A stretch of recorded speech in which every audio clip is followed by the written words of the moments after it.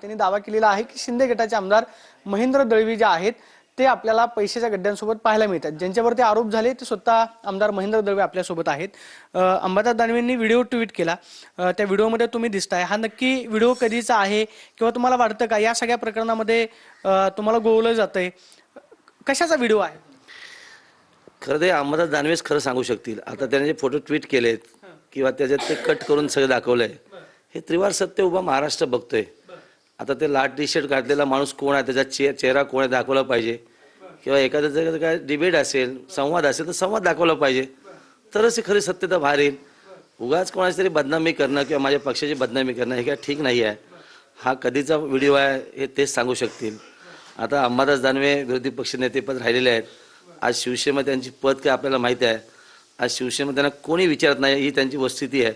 आणि मला असं वाटतं की रायगडच्या राजकारणामधलं एकंदर आता आपण बघितलं तर याचा बोलवता त्यांनी रायगडवासीच कोणतरी असावा जो त्यांना सांगितलंय, हे स्पष्ट होईलच। पण ते त्यांनीच सांगावं की त्याला हे सगळं बोलण्यासाठी कोणी सांगितलं, सत्यता आहे ते। असं कोणातरी बदनामी करणं हे काय ठीक नाही आहे। पैशाच्या गडी दाखवणं, कोणते लाल टी शर्टवर माणूस दाखवणं, तर कोण आहे हा लोकांसमोर आला पाहिजे ना। म्हणजे त्या व्हिडिओमध्ये तुम्ही नाहीत? 100% नाही आहे। आणि मी सांगितलं की मी जर त्यांनी दाखवलं सिद्ध करून तर मी माझ्या आमदारकीचा राजीनामा देईन। एवढं सत्य सांगणारा कोण आमदार नसावा। ते असं म्हणतात की मग राज्याचे मुख्यमंत्री एकनाथ शिंदेजी पहा की व्हिडिओमध्ये आमदार काय करतायत पैशांच्या गड्ड्यांचं। तर विरोधी पक्षाची भूमिका राहिलेली आहे। आपण बघितलं तर गेले 2-4 महिन्यामध्ये जे काय आरोप प्रत्यारोप झाले, हा विषय डायव्हर्ट करण्यासाठी कुठला तरी विषय काढणं, हाचा अशातला तो एक भाग असं मला वाटतं। मग त्याच्याकडे गांभीर्याने बघणं ठीक नाही आहे। मी माझ्या रात्रीचं फ्लाईट मिस झालेलं आहे। मी रात्री पोचल्यावर तर मी नक्की त्याच्या संदर्भात भाष्य करेन, विधिमंडळात भाष्य करेन। पण माझं दानवेंना ओपन चॅलेंज आहे की आपण समोरासमोर येऊन त्याच्यावर डिबेट करावं। जे सत्यता आहे ते लोकांसमोर कळेल, त्यात काय नवीन नाही आहे। म्हणजे तुम्ही हे 100% सांगताय की त्या व्हिडिओमध्ये तुम्ही नाही आहात? 100% नाही आहे। त्याने तो अगदी मागच्या कोण दाखवलेला व्हिडिओ तो म्हणजे मॉर्फ केलाय? मॉर केलेला आहे ते स्पष्ट दिसते ते। आणि त्याच्यामध्ये लाल टी शर्ट माणूस कोण आहे, त्याच्या राईट हातामध्ये घड्याळ आहे, असं सगळं दिसते चित्र सगळं त्याच्यात। पण ही अंबादास दानवेची जुनी सवय आहे। ऍक्च्युअली ते ब्लॅकमेलच आहे असं मी नक्की सांगेन। अशा पद्धतीनं एवढे पैशांचे गड्डे येतात कुठून मग नक्की? की जर तुम्ही दावा करताय की त्या व्हिडिओमध्ये तुम्ही नाही आहात, मात्र अशा पद्धतीनं एवढे पैशांचे व्हिडिओ सापडतात, याच्यावरती कारवाई झाली पाहिजे का नाही? 100% कारवाई झाली पाहिजे, चौकशी अंती। जर अंबादास दानवे असं दाखवतात, त्यांच्याकडे पुरावे असतील आणि जर ते प्रूव्ह करू शकले नाहीत तर त्यांच्यावर कारवाई व्हायला पाहिजे।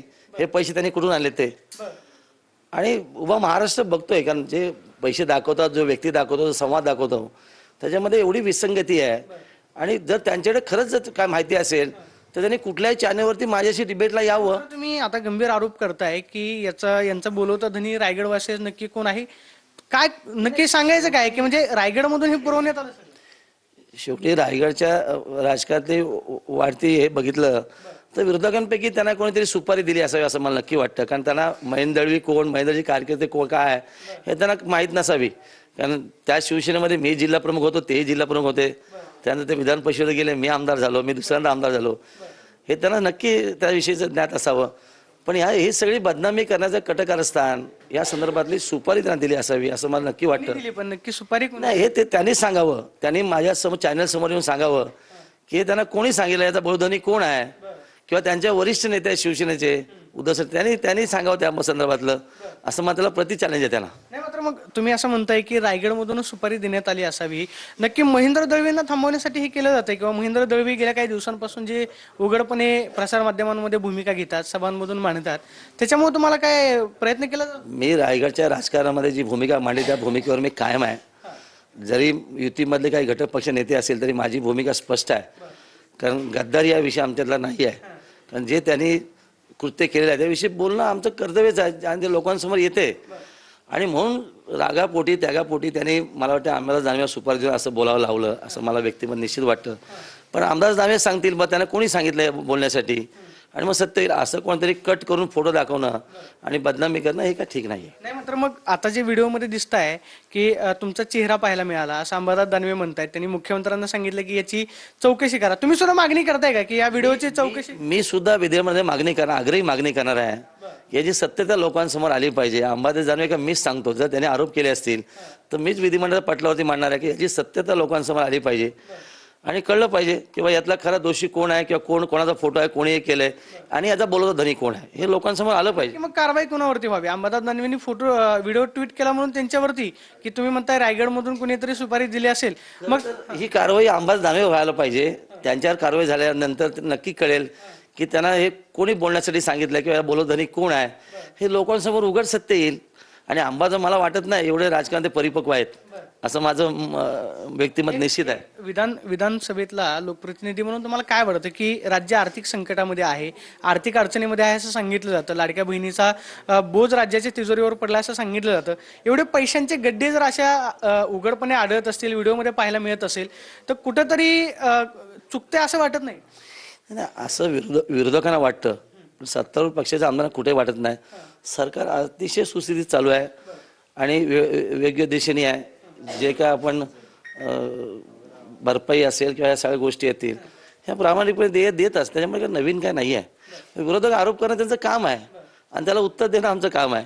पण अशा पद्धतीचं बदनामीकारक एखाद्या कटकाचं रचणं हे एखाद्या नेत्याला शोभत नाहीये किंवा त्यांच्या पक्ष नेत्यांना अजिबात शोभत नाहीये. महेंद्र दळवींना काय बदनाम केलं जाते? मग एवढे पैशांचे गड्डे दाखवले जातात. मी तर थेट माणूस आहे. मी कोणाच्या आरोप करायला कधीही घाबरत नाहीये. तो नेता किती वरिष्ठ आहे, कुठल्या पक्षाचा आहे, मला काही फरक पडत नाहीये. जे सत्य आहे ते सत्य आहे. त्याच्यामध्ये काय लपवण्याचं कारण, हीच माझी कारकीर्द आणि हीच माझी ओळख आहे असं मला वाटतं. त्यामुळे यातून ते केलं असावं असं मला वाटतं.